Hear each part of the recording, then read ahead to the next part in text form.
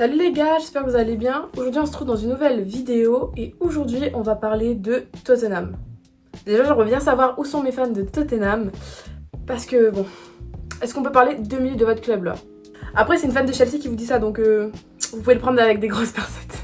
À la base il y avait une autre vidéo qui était prévue pour aujourd'hui mais hier je suis tombée sur un post Insta qui montrait la blessure de Xavi Simons et qui avait fait un constat que Tottenham avait que 2 victoires à domicile mais ils ont déjà 4 blessés des ligaments croisés. Donc je me suis dit pourquoi pas se pencher sur l'enfer qui tourne autour de Tottenham, de ce club en fait finalement maudit. Donc sur mon ordi j'ai tout qui est inscrit donc je vais vous dire tout ça. Déjà on va commencer par les stats en première ligue. Donc là actuellement ils sont 18e au classement, donc ils sont relégables et ils ont au total 34 points en 34 matchs. Et leurs 5 derniers matchs, c'est nul, défaite, défaite, nul et enfin une victoire. Sur 34 matchs, ils ont seulement 8 victoires, 10 nuls et 16 défaites. Ils ont même fait une série catastrophique avec 15 défaites d'affilée.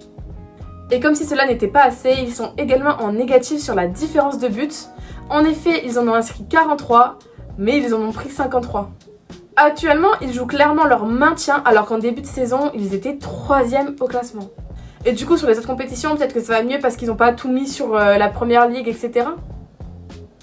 Dans les autres compétitions c'est tout autant compliqué pour Tottenham qui en FA Cup sont éliminés dès le 3e tour. En Carabao Cup ils sont éliminés dès le 4e tour. Et en Ligue des Champions ils atteignent seulement les 8e de finale. Bon c'est déjà pas mal mais seulement. Il y a également un changement d'entraîneur. Depuis le début de la saison c'est 3 entraîneurs qui se sont succédés. Ça me rappelle un club. Les joueurs. Alors sincèrement, je crois que c'est le pire. Je crois qu'il y a une malédiction autour de Tottenham. Mais là actuellement, ils ont 10 joueurs blessés. Et vous allez voir, c'est vraiment pas des petites blessures qu'ils ont. C'est parti, on commence. On commence avec Wilson Odobert, donc il y a un Français blessé en février, donc d'une blessure au genou. Sa saison, elle est terminée pour lui. Il devrait pouvoir revoir les terrains en septembre. Cela fera 8 mois qu'il est blessé. Ben Davies. Il se fait donc une fracture de la cheville en janvier et il a été opéré. Il devrait donc pouvoir frapper dans un ballon en juin. Mais en fait, sachant que son contrat avec Tottenham se termine en juin, le match où il s'est cassé la cheville, c'est probablement son dernier match sous les couleurs des Spurs. Dejan Kulusevski, pardon si j'ai mal dit son nom de famille. Donc lui, il s'est fait opérer plusieurs fois du genou. Il devait revenir en fin 2025. Mais bon, on est quasiment en mai 2026 et on n'a toujours pas de date. Mohamed Kudus, il s'est blessé donc à la cuisse en janvier et il devait être de retour en mars.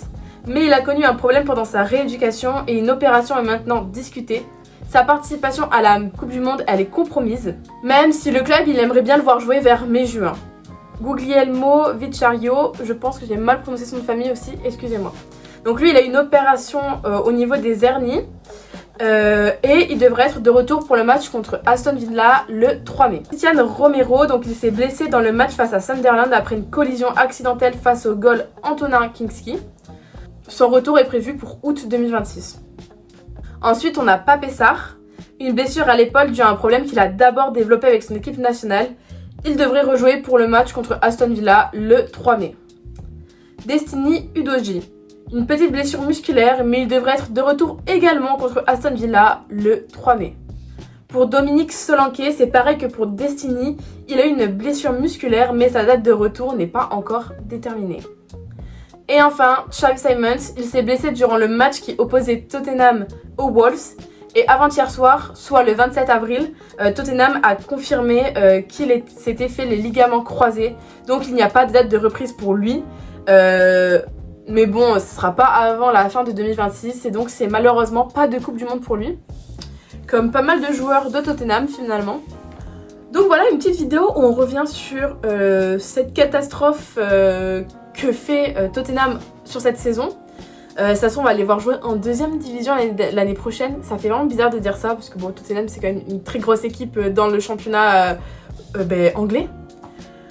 Mais bon, on verra ce que l'avenir nous réserve pour ce club. J'espère que tous mes fans de Tottenham, vous allez tous nous supporter cette équipe pour qu'ils remontent.